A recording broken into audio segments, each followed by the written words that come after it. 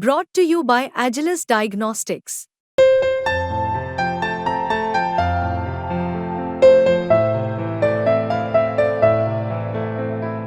Agilus Diagnostics.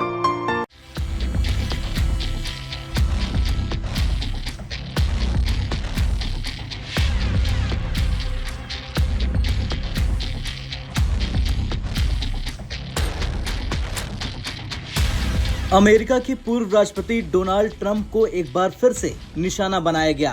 Florida के West Palm बीच के पास गोलियों की आवाजें सुनाई दी। वेस्ट पाम बीच के गोल्फ कोर्स में ही ट्रंप गोल्फ खेल रहे थे। कहा जा रहा कि निशाने पर ट्रंप थे, लेकिन इस घटना में ट्रंप पूरी तरह से सुरक्षित हैं।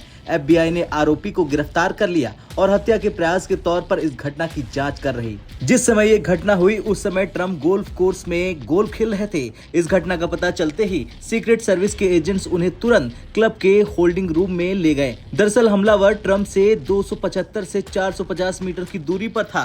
फ्लोरिडा के पाम कंट्री काउंटी शेरिफ के ऑफिस के प्रवक्ता के मुताबिक गोलीबारी में कोई घायल नहीं हुआ। वॉशिंगटन पोस्ट के मुताबिक संदिग्ध हमलावर के पास एक AK-47 राइफल थी। इसके साथ ही उसके पास ग्रुफो भी था। कहा जा रहा कि 4 राउंड गोलियां चलाई गई थी। सीक्रेट एजेंट ने जैसे ही हमलावर पर जवाबी गोलियां चलाई, वो अपनी राइफल, 2 बैकअप और अन्य सामान मौके पर ही छोड़कर कार से फरार हो गया। इस बीच एक प्रत्यक्षदर्शी ने उसकी कार और लाइसेंस प्लेट की तस्वीर खींच ली, जिससे पुलिस को चंद घंटों में ही उसे पकड़ने में मदद मिल गई।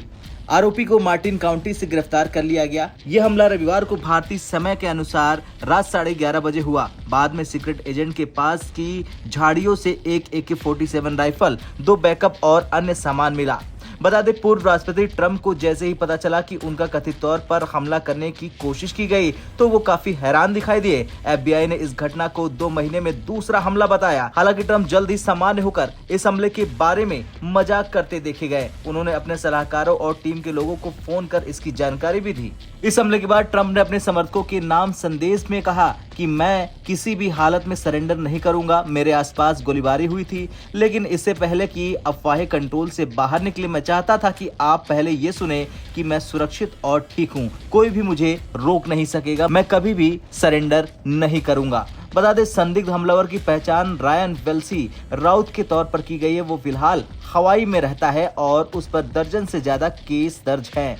वो मूल रूप से नॉर्थ कैरोलिना का रहने वाला है, जहां उसे ड्रग्स रखने, बिना लाइसेंस की गाड़ी चलाने और अभी अन्य आरोपों में गिरफ्तार किया जा चुका है। उसे मार्टिन काउंटी में ट्रैफिक सिग्नल से गिरफ्तार किया गया है। खैर, ये पहली बार नहीं है जब ट्रंप पर इस तरह का हमला किया गया है। इससे पहले 13 जुलाई को एक रैली के दौरान ट्रंप पर जानलेवा हमला किया गया था। उस समय ट्रंप पर गोली चलाई गई थी, जो उनके कान को छूकर गुजर गई थी। इस हमले में उन्हें चोट आई थी।